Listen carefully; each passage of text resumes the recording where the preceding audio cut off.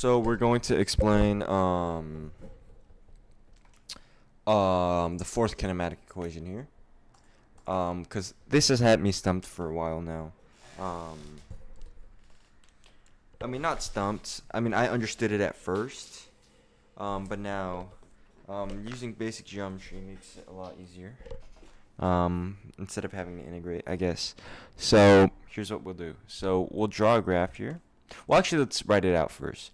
So delta x equals VF plus VO over T over 2 is the equation. And remember that delta x is also just average velocity times time. So that means this entire term is average velocity. So what we're primarily focusing on over here is how this is equal to time. And I'm writing this down because, or sorry, how this is equal to average velocity. I'll just say VA, which... Okay, so we'll have a graph here, and we'll start with velocity. And first we'll just do this. Something like that.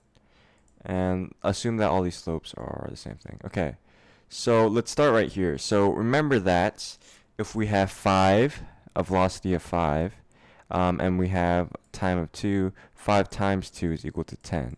So that means that at this point we traveled if we traveled at 5 meters per second for 2 seconds, then this entire area would mean that we traveled 10 meters. Now let's say that, let's up this a little bit higher. So this is 6. And this is just basic calculus, and let's say this is 6 as well. So that means 6 squared would equals 36, which means that this entire area is 36. We add these two, meaning that we traveled a total of 46 meters. So what happens over here, and this is where we get to the root of the kinematic equation. So first, it's important to note that this is just a slope formula, which will be the first kinematic equation. So VO would be the y-intercept, I guess, and then AT. So AT is this constant slope here, where A is constant and T is the variable that changes, which will be time here. So this point would be VO, this point would be VF, the midpoint over here, which would be the average velocity, which is just VO plus VF over 2 is right here. So technically, let's break this term down. So that would be VF plus VO over 2, and then once we times it by T, what happens here is that this part becomes the entire thing. And since every point above the line compensates for every point below the line,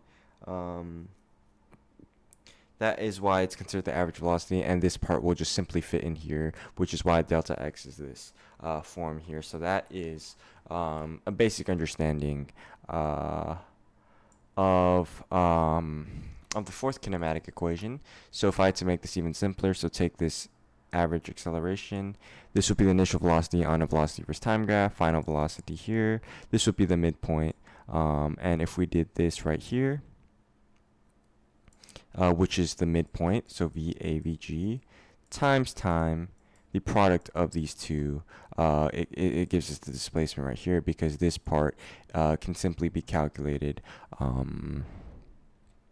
using VF minus the V average, I guess, over 2 divided by T. So it's just the triangle formula again, but here we use the rectangle formula because remember, and this is not drawn to scale, so if we drew a little bit more to scale, it would probably look a little bit more accurate. So if this was the midpoint here, then this part can fit right here. So yeah, that's the meat of 2.4, and that's the fourth kinematic equation explained, because I didn't really see a lot of that, but yeah, I kind of figured that one out. So yeah.